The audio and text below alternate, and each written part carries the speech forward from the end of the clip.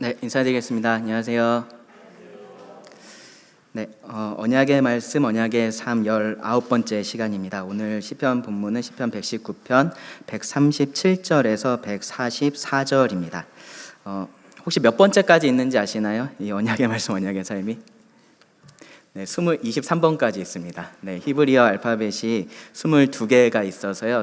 원래 22에서 끝나야 되는데 제가 첫 번째 시간은 이제 이 소개하는 시간으로 그리고 성경 읽는 시간으로 사용을 했었어서 23번째까지 있습니다. 오늘 하고 나면은 4번밖에 남지 않습니다. 네, 아쉽습니다. 지난 시편 119편 본문 129절에서 136절에서 이 시편 기자가 하나님의 말씀에 대해서 가지고 있었던 확신에 대해서 우리가 좀 살펴봤었고요. 그리고 그런 확신의 기초에서 어떻게 합당한 반응을 보였었는지를 함께 살펴봤었습니다. 오늘 살펴볼 137절에서 144절도요. 사실은 그 연장선상에 있다라고 그렇게 할 수 있는데요. 오늘 본문에서 잠시 후에 읽겠지만 오늘 본문에서 이 시편 기자가 말하는 말씀의 가장 중요한 특징은 의로움입니다. 의로움. 그래서 그 의로움에 대해서 오늘 이 시간을 통해서 좀 살펴보게 될 거고요. 그리고 그러한 의로우신 하나님의 말씀에 대한 이 시편 기자의 여러 가지 반응들을 살펴보게 될 겁니다. 그의 반응은 열정과 사랑과 그리고 기쁨, 그러한 단어로서 표현이 되어 있습니다. 그리고 마지막으로 그 의로운 말씀을 의지하는 삶에 대한 기도로서 오늘 이 본문이 마무리가 됩니다. 먼저 말씀을 읽어보겠습니다. 137절입니다. 여호와여, 주는 의로우시고 주의 판단은 옳으니이다. 주께서 명령하신 증거들은 의롭고 지극히 성실하니이다. 내 대적들이 주의 말씀을 잊어버렸으므로 내 열정이 나를 삼켰나이다. 주의 말씀이 심히 순수함으로 주의 종이 이를 사랑하나이다. 내가 미천하여 멸시를 당하나 주의 법도를 잊지 아니하였나이다. 주의 의는 영원한 의요 주의 율법은 진리로소이다. 환난과 우환이 내게 미쳤으나 주의 계명은 나의 즐거움이니이다.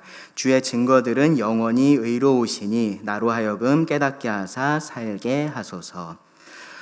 먼저 하나님의 말씀의 속성 중에서 의로운 부분에 대해서 좀 살펴보도록 하겠습니다. 의로운 하나님의 말씀인데요, 시작과 끝에서 하나님의 말씀이 의롭다라고 그렇게 고백을 합니다. 137절 뒷부분에 보시면은 주의 판단은 옳으니이다 라고 그렇게 말을 하고요. 그리고 138절 앞부분에서도요, 주께서 명령하신 증거들은 의롭고 라고 그렇게 고백을 합니다.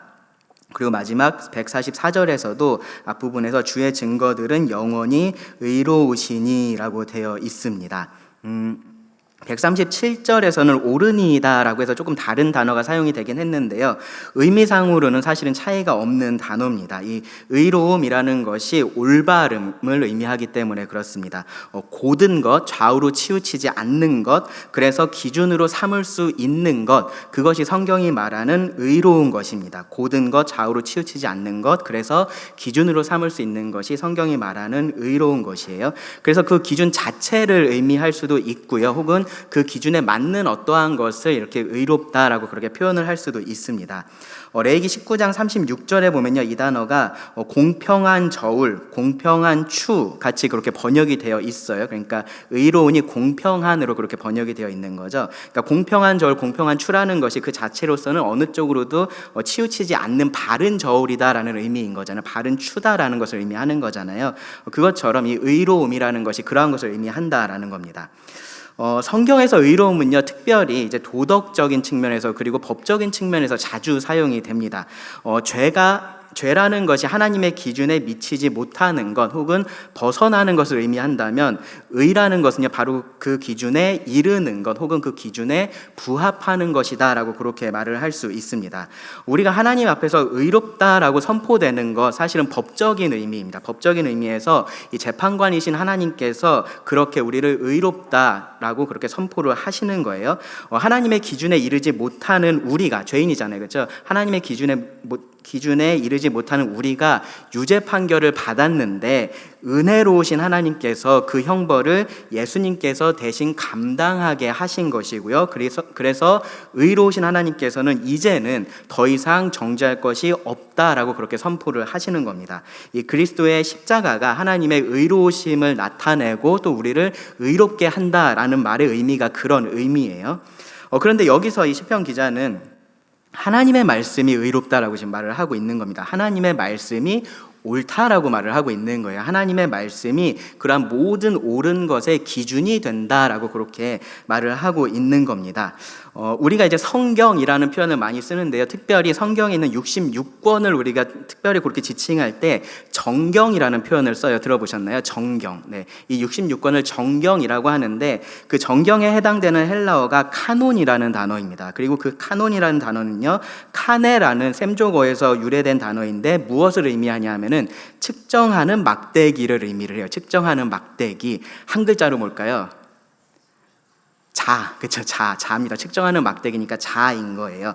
그래서 모든 옳고 그름을 판단할 수 있는 유일한 자가 되는 것, 유일한 기준이 되는 것, 그것이 바로 성경이다라는 것을 이 하나님의 백성들이 처음부터 그렇게 믿어왔고 그렇게 고백을 해오면서 성경을 그렇게 정경, 카논이라고 그렇게 불렀었던 겁니다.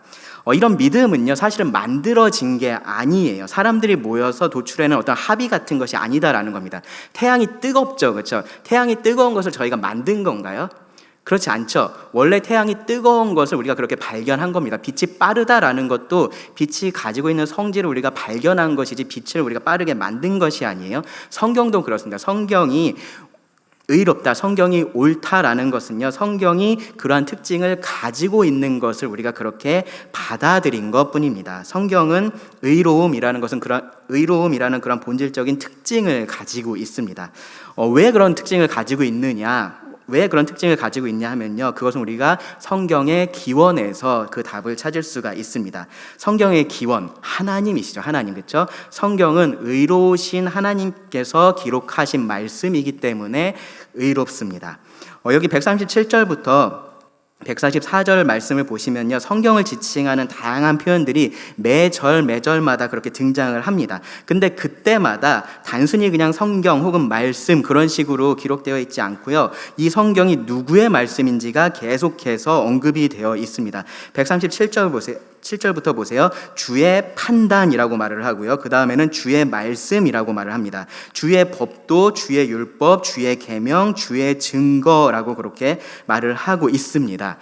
여기서 말하는 주가 누구인가요? 137절 시작에서 나오는 여호와입니다.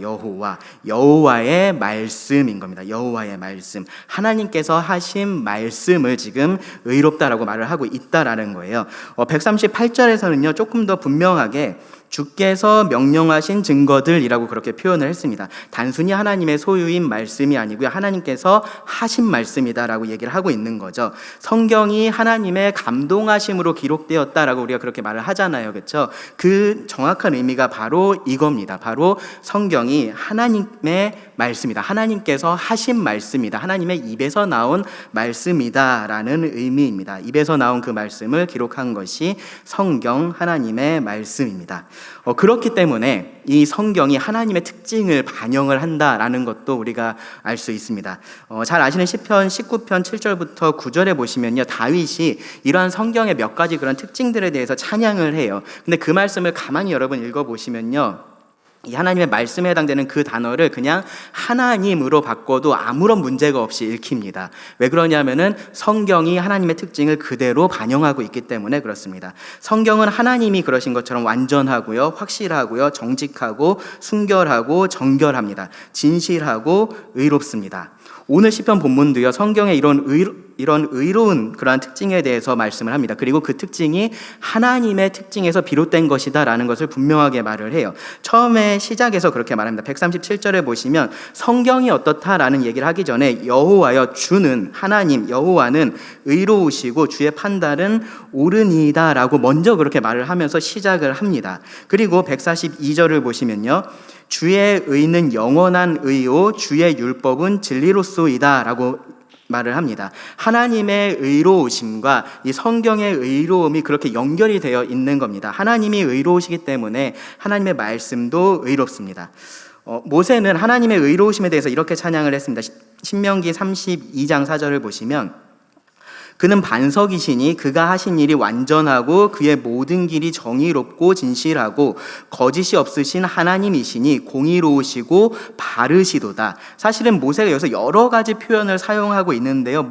사실은요, 모두가 다 이 의로움에 대한 다양한 표현들입니다. 하나님이 의로움의 기준이시기 때문에 하나님은 언제나 의로운 일을 그렇게 하십니다. 그래서 하나님께서 하신 말씀도 모두 의롭습니다. 말씀은 모든 옳고 그름을 분별하는 그러한 기준이 되지 그 반대가 되지는 않습니다. 다른 어떠한 것으로 말씀이 옳고 그른지를 우리가 분별해야 된다는 것이 아니다라는 거예요.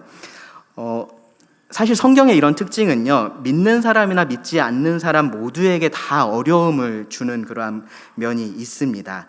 믿지 않는 사람들에게는요, 사실 이러한 말이요, 귀에 들리지 않아요. 왜냐하면은 너무 독단적이고 배타적이고 편협한 그러한 말로 들리기 때문에 그렇습니다. 나만 옳다라고 얘기를 하고 있는 거잖아요. 그렇죠? 이거 하나만 맞다라고 이야기를 하고 있는 것이어서 그렇습니다. 그러한 말들이요, 과거에도 그렇게 환영을 받지 못했는데 오늘날은 사실은 훨씬 더 그렇습니다. 오늘날은 그런 다양성이라는 것을 아주 중요하게 생각하고 그것을 인정하는 것을 굉장한 가치로 여기기 때문에 그렇습니다. 누군가의 생각이 이렇다라고 하면요, 그것을 그냥 인정해 줘야지 그게 틀렸다라고 말을 하거나 혹은 그것을 바꾸려고 하거나 그러한 것들이 잘못된 것이다라는 것이요, 그러한 사상이 지금은 상식이 되어 있는 그러한 세상이 되었습니다. 나의 진리가 있고 너의 진리가 있는 거지 절대 불변의 진리는 없다라고 그렇게 믿고 있습니다.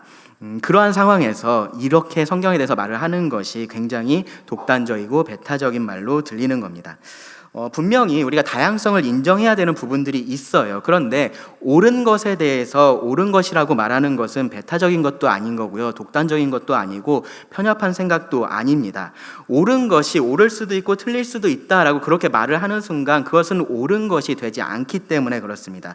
1 더하기 1의 답이 2고 3이 될 수 없다라고 말을 하는 것은요, 독단적이거나 배타적이거나 편협한 게 아니고요, 그냥 옳은 얘기를 하고 있는 것 뿐입니다. 수학만 그런 게 아니라 도덕에 있어서도 마찬가지다라는 겁니다. 믿는 사람에게도요, 이러한 성경의 의로움이라는 것은요, 받아들이기 어려울 때가 종종 있습니다. 머리로는 그것을 인정할 수 있는데 근데 실제로 그것을 선택하기가 어려울 때가 있는 겁니다.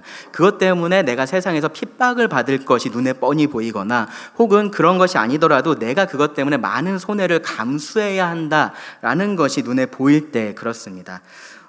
혹은요, 내가 마주하고 있는 이 현실이 전혀 옳게 보이지 않을 때 그렇습니다. 흔히 말하는 좋은 사람들에게 나쁜 일이 생겼을 때 그런 상황에서 그런 생각들이 드는 거예요. 그런 상황에서는요, 이 성경의 의로움이라는 것은요, 굉장히 받아들이기가 어렵고요, 이것을 받아들이라라는 그러한 말이 굉장히 폭력적으로 그렇게 느껴지기도 합니다. 사랑하는 자녀를 먼저 보낸 부모의 경우나 혹은 몇 년을 준비했던 그런 시험에서 낙방한 그러한 학생 같은 경우에 혹은 갑작스러운 사고나 질병으로 고통받는 사람들에게 있어서 이 성경이 의롭다, 성경이 옳다라고 말하는 것이요, 때로는 가혹하게 그렇게 느껴지기도 하는 겁니다.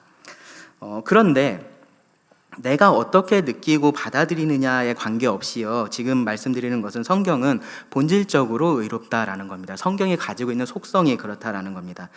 시편 기자는요, 이 의로움하고 관련된 몇 가지 다른 특징들도 같이 언급을 합니다. 오늘 본문에서 찾아볼 수 있는 것들이 몇 가지가 있는데요. 먼저 138절 뒷부분에 보시면요, 주께서 명령하신 증거들은 의롭고 지극히 성실하니이다 라는 표현을 사용을 합니다. 성실하다라고 말을 하죠. 이 성실하다라는 말을 사실 우리는 사람에게 주로 사용을 합니다. 그렇죠? 그래서 이 번역이 조금 그렇게 어색하게 느껴지실 수 있는데요, 이 단어의 기본 의미는 뭐냐면요, 확고함입니다. 확고함, 단단함입니다. 단단함. 그래서 안정되고 평안함을 의미하기도 하고요, 주로 성실함이나 신실함이나 진실함 같은 것을 의미를 합니다. 성경에 변하지 않는 그런 성질을 지금 말을 하고 있는 거고요. 그렇기 때문에 더 나아가서는 이것을 우리가 믿을 수 있다라는 것을 말을 하고 있는 겁니다. 흔히 이제 그런 말들을 가끔씩 합니다. 그때는 맞았는데 지금은 틀려라고 그렇게 말을 할 때가 있어요. 근데 그러한 말이 성경에는 적용되지 않는다라는 겁니다. 물론 이제 성경의 그런 원리가 이 시대나 상황에 맞게 적용이 되어야 할 부분들은 분명히 있습니다.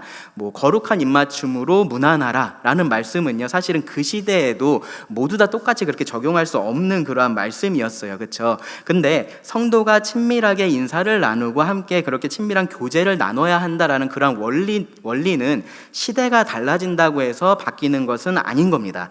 오늘날은 개인주의 성향이 굉장히 강해졌고, 그래서 집단보다는 개인을 우선시하기 때문에 더 이상 교회도 이렇게 모여서 교제하고 이런 것들을 강조하면 안 된다, 그렇게 말을 할 수 없다라는 거예요. 성경이 말하고 있는 원리는 시대에 따라서 변하지 않기 때문에 그렇습니다. 성경에 이런 변하지 않는 성질을요, 여기서 이 시편의 기자는요, 지극히라는 표현으로 더 강조를 했습니다. 절대로 변하지 않는다라는 겁니다. 그렇기 때문에 절대적으로 믿고 의지할 수 있는 것이 하나님의 말씀이다 라고 이야기를 하는 겁니다. 또 다른 성질은요, 140절에 보시면 주의 말씀이 심히 순수함으로 라고 말씀을 합니다. 순수하다라고 얘기를 하죠. 이 순수하다라는 것, 그 안에 다른 어떤 것도 섞여 있지 않은 것을 의미를 합니다. 이건 역시 변하지 않는 특성하고 사실 연관이 되어 있다라고 말을 할 수 있어요. 순수한 금은 변하지 않는 것처럼 이 하나님의 말씀도 순수해서 변하지 않는다라고 그렇게 우리가 말을 할 수 있습니다. 그런데 여기서는요, 그 순수성 자체를 지금 말을 하고 있습니다. 하나님의 말씀이 순수하다, 여기에 무언가가 섞여 있지 않다라고 말을 하는 거예요. 하나님의 말씀이 의롭다라고 말을 할 때 그 안에 의롭지 않은 요소가 전혀 들어있지 않다라고 그렇게 말을 하는 겁니다. 하나님의 말씀에 옳은 것도 있는 것이 아니고요, 하나님 말씀에는 옳은 것만 들어있다라고 그렇게 말을 하는 겁니다.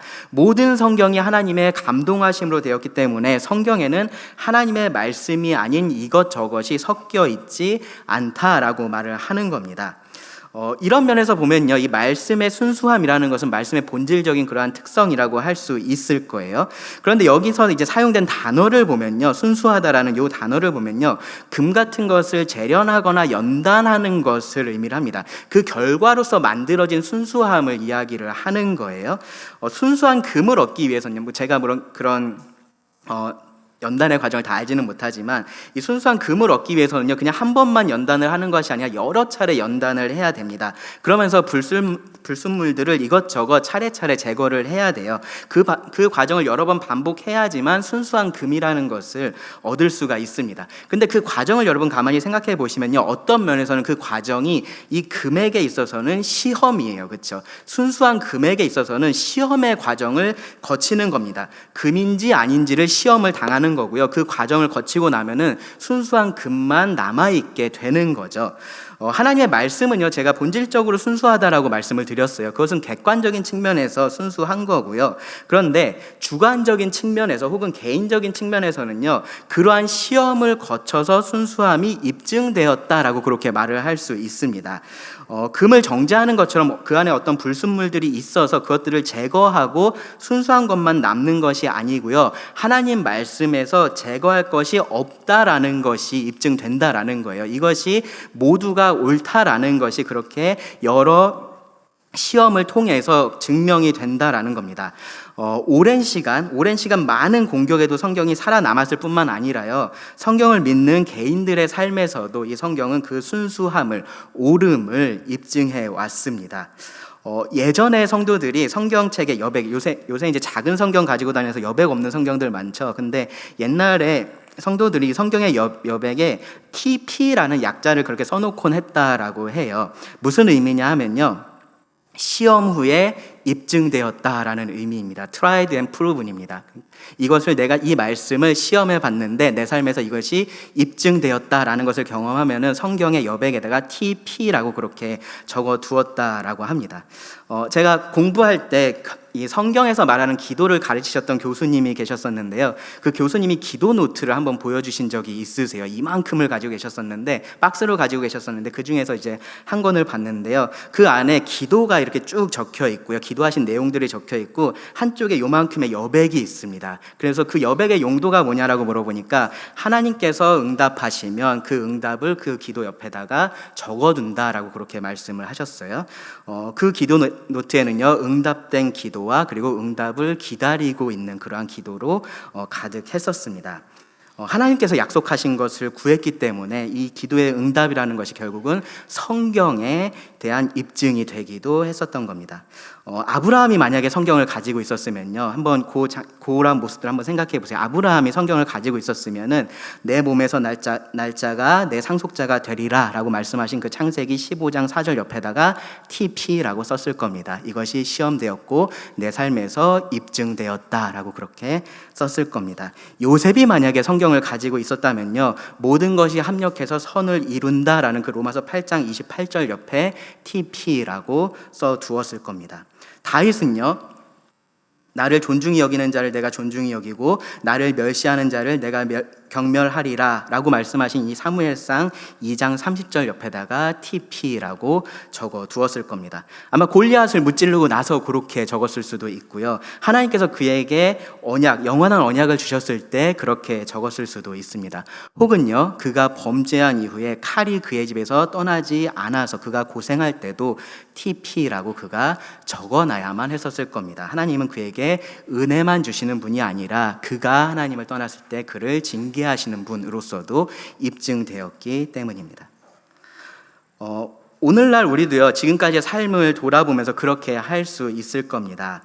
개인적으로 좀 생각을 해봤어요. 이 말씀을 보면서 내 삶에서 하나님의 말씀이 옳다라고 그렇게 증명된 것이 무엇이 있을까 생각을 해봤습니다. 시편 37편 25절이 떠올랐습니다. 내가 어려서부터 늙기까지 의인이 버림을 당하거나 그의 자손이 걸식함을 보지 못하였도다. 네, 지금까지 제가 굶지 않고 오히려 이렇게 살이 찌면서 잘 살아오고 있습니다. 하나님께서 보호하고 계십니다. 거기서 조금 더 나아가면요, 마태복음 6장 33절 옆에도 제가 그렇게 할 수 있을 것 같아요. 그런즉 너희는 먼저 그의 나라와 그의 의를 구하라. 그리하면 이 모든 것을 너희에게 더하시리라. 네, 하나님께서 제가 생각할 수 없었던 그 많은 것들을 제 삶 속에 계속해서 더해주고 계십니다. 시편 23편 1절에도 제가 똑같이 TP라고 쓸 수 있을 것 같고요. 그리고 히브리서 4장 12절 하나님의 말씀은 살아있고 활력이 있다라는 그 말씀, 그리고 디모데후서 3장 15절부터 17절의 말씀에도 제가 똑같이 그렇게 서명을 할 수 있습니다. 요한복음 14장 13절 14절에도 할 수 있을 것 같아요. 너희가 내 이름으로 무엇을 구하든지 내가 행하리니. 아마도요, 저만 하는 게 아니고요, 저희가 큰 성경책을 갖다 놓고 거기에 우리 성도님들 모두가 다 그렇게 똑같이 한다면 성경의 대부분에 아마 우리가 그렇게 할 수 있을 겁니다. 우리가 각자가 경험한 하나님에 대해서 성경을 우리가 시험해보고 입증되었다, 증명되었다라고 그렇게 할 수 있을 겁니다. 그리고 아직 그렇게 되지 않은 부분에 대해서도요, 분명히 그렇게 될 것이다라고 우리가 확신할 수 있을 겁니다. 왜 그러냐면은 우리의 삶을 통해서 이것이 입증되었기 때문에 앞으로도 그렇게 될 것이다라고 우리가 확신할 수 있는 겁니다. 하나님의 말씀이 순수하다라는 것을 우리가 확신할 수 있습니다. 그런 면에서 보면요, 우리의 삶이 이 하나님의 말씀에 대한 하나의 시험대인 거고요. 그리고 그 결과는 언제나 이 하나님의 말씀이 순수하다, 옳다, 언제나 옳다라는 것으로 드러나게 된다라고 말씀드릴 수 있습니다. 우리가 하나님의 말씀을 순수하게 만드는 것이 아닌 거예요. 우리가 시험하면서 하나님의 말씀을 순수하게 만들어가는 것이 아니고요, 순수한 이 하나님의 말씀을 우리가 경험하게 되는 것뿐입니다. 말씀에 따라서 살 때 우리가 더욱더 이 말씀이 순수하게 옳다라는 것을 깨닫게 될 겁니다. 142절에 보시면요, 여기서 이제 또 하나의 다른 특징에 대해서 말을 하는데요, 뒷부분에 보시면 주의 율법은 진리로소이다 라고 말을 합니다. 사실 지금까지 말씀드렸던 그러한 이유들 때문에 하나님의 말씀이 진리다라고 그렇게 말을 할 수 있습니다. 오늘날은 이 진리라는 말이 굉장히 좀 많이 왜곡되어 있죠, 그렇죠? 근데 진정한 의미에서 이 하나님의 말씀이 진리입니다. 우리가 절대적으로 믿고 따를 수 있을 뿐만 아니라 또 그렇게 해야만 되는 그러한 진리인 겁니다. 하나님의 뜻이 그분의 말씀인 이 성경 안에 드러나 있기 때문에 그렇습니다. 그리고 144절을 보시면 주의 증거들은 영원히 의로우시니 라고 말씀을 해요. 하나님의 말씀이 영원히 의롭다라고 말을 합니다. 지금 잠깐 의로운 게 아니고요, 그리고 과거에만 의로웠었던 것이 아니라 영원히 항상 의롭다라고 이야기를 하는 겁니다. 142절에서는 2절을 보시면 하나님의 의가 영원한 의다라고 그렇게 선포를 했었어요. 그렇죠? 그 하나님의 속성에 그대로 그 하나님의 속성이 그대로 이 하나님의 말씀에도 반영이 되는 겁니다. 하나님이 영원히 의로우시니까 하나님의 말씀도 영원히 의롭습니다. 하나님의 말씀은 영원히 하늘에 굳게 서 있다라고 시편 119편 89절에서 말씀을 하고 있고요. 누가복음 21장 33절에서는요. 천지가 없어질지라도 내 말씀은 없어지지 않는다라고 예수님께서 말씀을 하셨습니다. 이 성경의 의로움은 영원히 흔들리지 않는다라는 겁니다. 성경은 과거에도 옳았고요. 지금도 옳고 앞으로도 옳을 겁니다. 이스라엘에서도 이것이 옳고요. 미국에서도 옳고 영국에서도 옳고 우리나라에서도 옳은 겁니다. 아브라함에게도 옳았고요. 요셉에게도 그것이 옳았고 다윗에게도 옳았습니다. 다니엘과 친구들에게도 이 하나님의 말씀은 옳았고요. 그리고 욥에게도 옳았습니다. 그러면 나에게도 옳은 겁니다. 나에게도 이 하나님의 말씀은 의롭습니다. 이 하나님의 말씀은 나에게도 옳습니다. 그래서 시편 기자처럼 우리도 이런 고백을 해야 되는 겁니다. 하나님의 말씀이 의롭습니다. 하나님의 말씀이 성실합니다. 순수합니다. 진리입니다. 이것이 영원히 의롭습니다. 라고 우리가 고백을 해야 되는 겁니다. 그렇게 우리가 선포할 수 있어야 되는 겁니다. 어떤 상황에 있든지 이렇게 고백할 수 있어야 됩니다. 그리고 그 고백이 합당한 반응으로 이어져야 됩니다. 몇 가지 이제 이 의로운 말씀에 대한 합당한 반응에 대해서 살펴보겠는데요. 먼저 139절을 보시면요. 여기서 우리가 찾을 수 있는 것은 열정입니다. 열정. 내 대적들이 주의 말씀을 잊어버렸으므로 내 열정이 나를 삼켰나이다. 시편 기자는요, 이 하나님의 말씀에 대한 다른 사람들의 반응에 둔감하지 않았어요. 그러니까 나만 그냥 하나님 말씀에 잘 반응하면 됐지 그렇게 생각했던 것이 아니고요. 다른 사람이 어떻게 반응하는지에 대해서도 민감하게 보는 것을 볼 수 있습니다. 그냥 그 사람들이 어쨌든 나만 잘하면 되지 그렇게 생각하지 않았던 거예요. 136절에서도 사실은 비슷한 말씀이 있었는데요. 거기서는요, 이 하나님의 말씀이 존중받지 못한다라는 그 사실 때문에 그의 눈물이 시냇물같이 흘렀다라고 그렇게 표현을 했었습니다. 여기서는 내 열정이 나를 삼켰나이다 라고 그렇게 표현을 했습니다. 삼켰다라는 것은요, 사실은 파멸을 의미를 해요. 그러니까 그만큼 이 말씀을 향한 열정이 강렬했다라고 우리가 생각할 수 있습니다. 내가 아니라 남이 하나님의 말씀을 잊어버리고 사는 것도 견딜 수 없어 했었던 겁니다. 136절에서 그랬었던 것처럼요, 여기서도 1차적으로는 이것이 이 사람들에 대한 사랑 때문이라기보다는 말씀 자체에 대한 사랑 때문에 지금 이렇게 반응을 하고 있는 겁니다. 그에게 있어서는 무엇보다도 소중하고 무엇보다도 귀한 것이 이 하나님의 말씀인데, 그런 하나님의 말씀을 누군가는 무시하고 있고 누군가는 소홀히 하고 있고 누군가는 그 말씀을 조롱하고 있다라는 그러한 사실을 견딜 수가 없었던 겁니다. 결과적으로 그래서 어떻게 행동을 했는지는 여기서 기록을 하고 있지 않아요. 그래서 우리가 알 수는 없는데, 이 열정이라는 표현을 여러분 생각해 보시면, 열정은 그냥 어떤 생각만 갖고 있고 마음만 갖고 있고 그런 것을 나타낼 때 우리가 사용하는 단어가 아니잖아요. 그렇죠? 열정은 무언가 행동을 만들어내는 것이 열정입니다. 이 시편 기자는요, 이 말씀을 지키기 위해서, 변호하기 위해서, 하나님의 말씀은 그런 대접을 받을 것이 아니야 라고 그렇게 말을 하기 위해서 어떠한 행동을 했을 것이다 라는 것은 우리가 생각해 볼 수 있습니다. 시편 기자가 고통 가운데 있었다라는 거 우리가 알아요. 근데 그는 자신의 고통에 대해서 이렇게 반응하지 않았었습니다. 그런데 하나님의 말씀에 대해서는 훨씬 더 적극적으로 지금 반응을 하고 있는 겁니다. 하나님의 말씀이 의롭다라는 것은요, 하나님의 백성들에게만 해당되는 사실이 아니다라는 사실을 우리가 이런 말씀을 통해서 좀 한 번쯤 생각을 해봐야 됩니다. 오늘날 우리는요, 이 성경을 마치 그냥 기독교 경전처럼 그렇게 대하는 경향이 있어요. 다른 사람들하고는 마치 상관없는 책처럼 생각을 하는 겁니다. 나한테만 관련이 있고 다른 사람은 이걸 어떻게 생각하든 그건 나하고 크게 상관없어 라는 생각을 가진다라는 거예요. 그래서 사람들이 성경에 대해서 어떤 생각을 하든 성경을 어떻게 대하든 크게 신경을 쓰지 않습니다. 당연히 성경에 오류가 있다라고 말을 하고, 당연히 성경이 그냥 고대 문헌 중에 하나라고 말할 것이라고 그렇게 그냥 생각을 하고 있고, 그게 그냥 괜찮은 겁니다. 성경이 말하는 이 의로움을 지키고 성경의 가치관에 따라서 사는 것은 내 일이고 그냥 우리들의 일이지 그들하고는 관계없는 것처럼 그렇게 생각을 하는 거예요. 그런데 그렇지가 않습니다. 하나님은 이스라엘이라는 그 지역에 국한된 하나님이 아니시고 온 우주의 하나님이신 것처럼요, 하나님의 말씀도 그렇습니다. 하나님의 말씀은 모든 사람에게 존중을 받아 마땅한 겁니다. 모든 사람이 이것이 의롭다라고 그렇게 고백을 해야 하는 그러한 말씀인 겁니다. 그것이 하나님의 말씀에 대한 합당한 반응인 겁니다. 그렇게 하지 않는 사람들이 있다라는 거 사실 어쩔 수는 없어요. 그런데 우리가 그런 상황을 그냥 아무렇지 않게 괜찮은 것처럼 받아들이는 것은 문제가 있다라는 겁니다. 하나님의 말씀에 대한 이러한 열정이 우리에게도 있어야 됩니다. 정말로 당당하게 부끄러워하지 않고 하나님, 이 성경이 말하는 이 진리를 우리가 선포할 수 있어야 되는 거고요. 그리고 이 진리를 위해서 싸울 수 있어야 한다라는 겁니다. 특히요, 여러분 이거 잘 생각해 보세요. 대적들이 아니라 사랑하는 자들이 하나님의 말씀을 잊어도 괜찮은 것처럼 살고 있지 않은지 한번 생각을 해 보셔야 됩니다. 하나님의 말씀이 의롭다라는 것은요, 하나님의 말씀이 의롭다라는 것은 그 말씀을 잊고 살아가는 그 삶은 의롭지 않은 삶이다라는 의미예요. 그 삶이 옳지 않은 삶이다라는 의미입니다. 내가 사랑하는 사람이 그러한 삶을 살지 않도록 이 하나님의 말씀을 기억나게 해줄 책임이 우리들에게 있는 겁니다. 그러한 열정이 우리들의 반응이 되어야 되는 겁니다.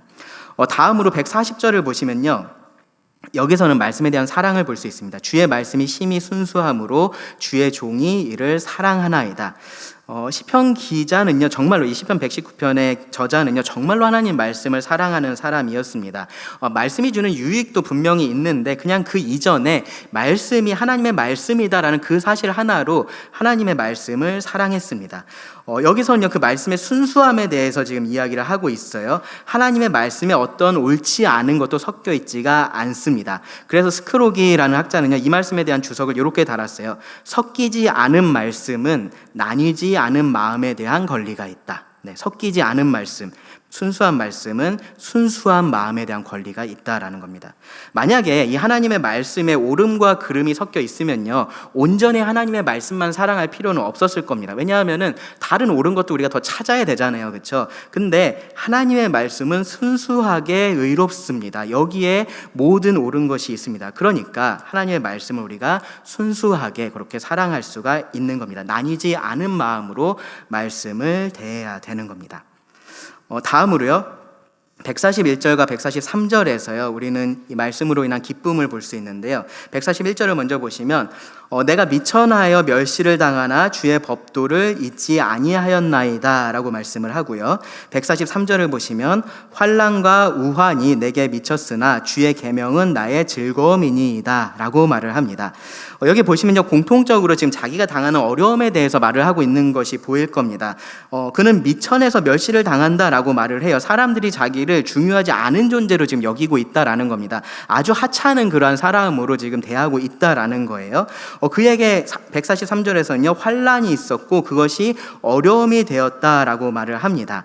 여기서는 이유를 명시하고 있지 않은데요, 우리가 시편 119편의 맥락을 보면은 시편 기자가 하나님 말씀 때문에 지금 이러한 일들을 경험하고 있다라는 것을 우리가 알 수 있습니다. 하나님 말씀에 대한 확신을 가지고 그에 합당한 삶을 살았기 때문에 이러한 어려움을 당했습니다. 하나님의 말씀이 절대적으로 옳다고 믿고 그 말씀에 따라서 열정을 가지고 살아갔습니다. 그리고 다른 사람이 그렇게 하지 않는 모습에 대해서 견디기 힘들어 했고요. 그런 모습이 다른 사람에게는 멸시하는 그러한 이유가 됐었던 겁니다. 그를 괴롭게 할 이유가 됐었던 겁니다. 여기 143절에는 보시면요, 특별히 환난과 우환이 내게 미쳤다라는 그런 표현이 있어요.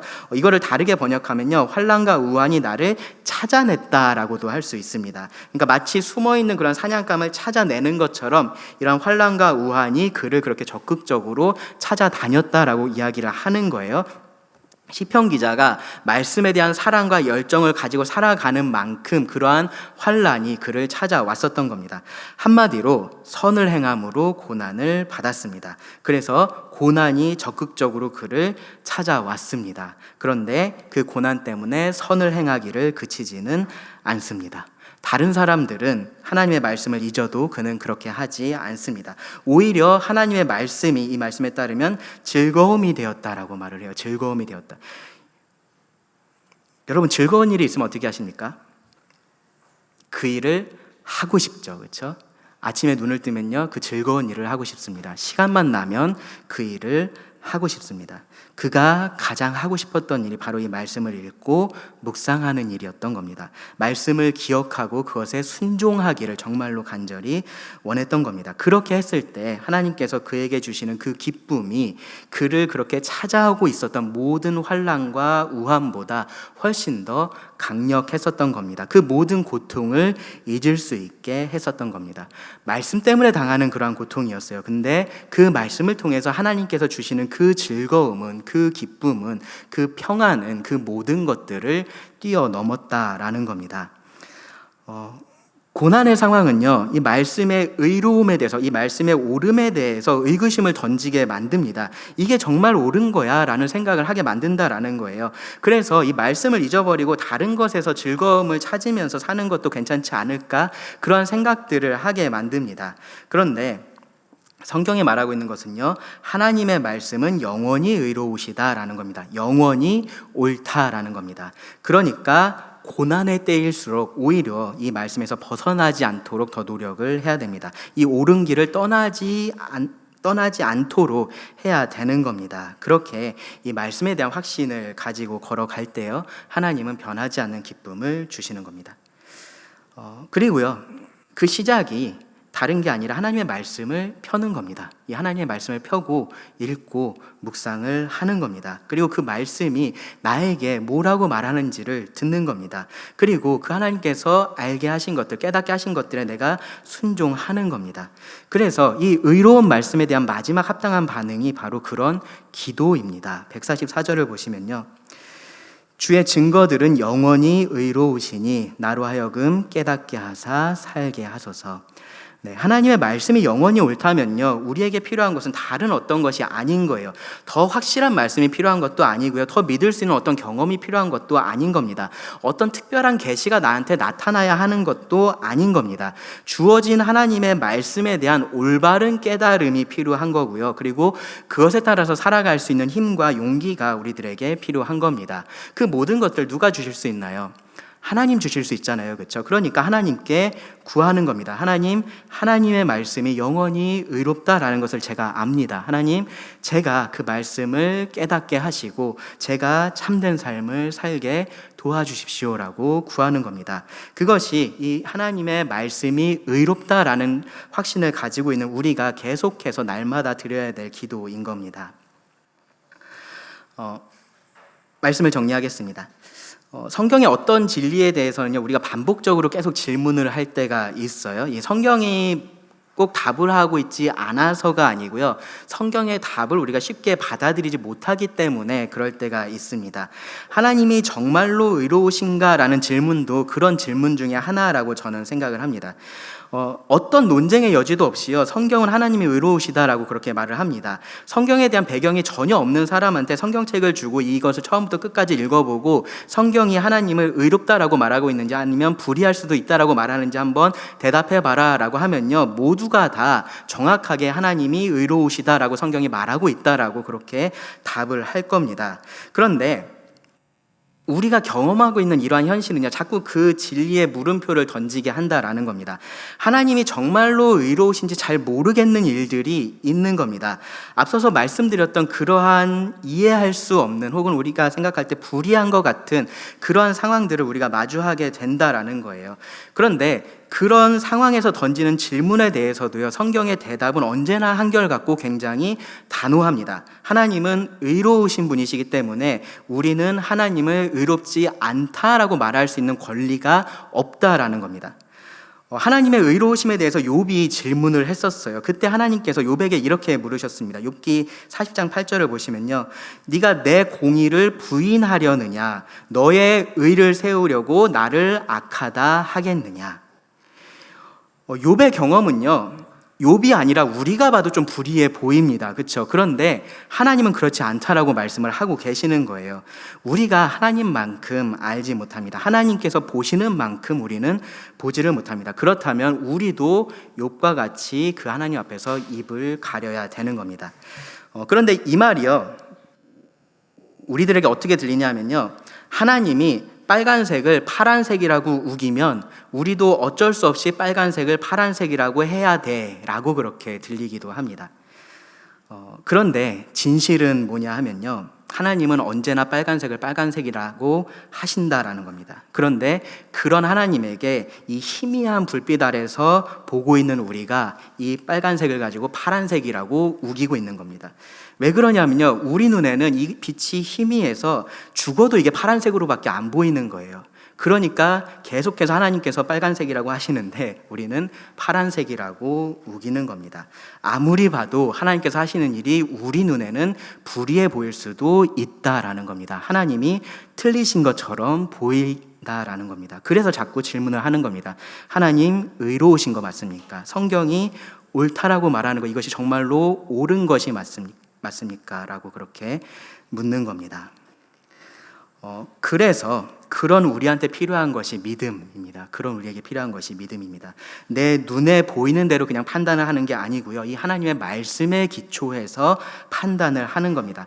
말씀에 대한 확신으로 이 보이는 것이 다르다라고 해도 말씀에 따라서 판단을 하고 그렇게 살아가는 겁니다. 그게 믿음의 삶입니다. 언젠가 우리가 조금 더 알게 될 거고요, 우리가 조금 더 보게 될 수 있을 때가 있을 겁니다. 그리고 그때가 되면 이 하나님의 의에 대해서 우리가 조금은 더 이해할 수 있는 그러한 날이 올 겁니다. 그런데 그때가 된다라고 해도 여전히 우리가 이해할 수 없는 것들은 남아 있을 겁니다. 우리가 하나님이 되지 않는 이상 하나님의 의를 우리가 구체적으로 전부 다 이해한다는 것은 불가능하기 때문에 그렇습니다. 그런데 우리들에게는 이 성경이 주어져 있습니다. 그리고 하나님께서 주신 성경은요, 하나님이 의로우시고 그가 하시는 모든 일이 의롭다라고 그렇게 선포를 합니다.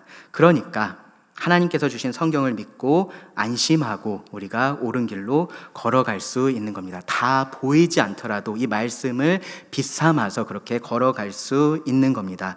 그리고 그 길에서 하나님께서 주시는 기쁨을 우리가 누릴 수가 있습니다.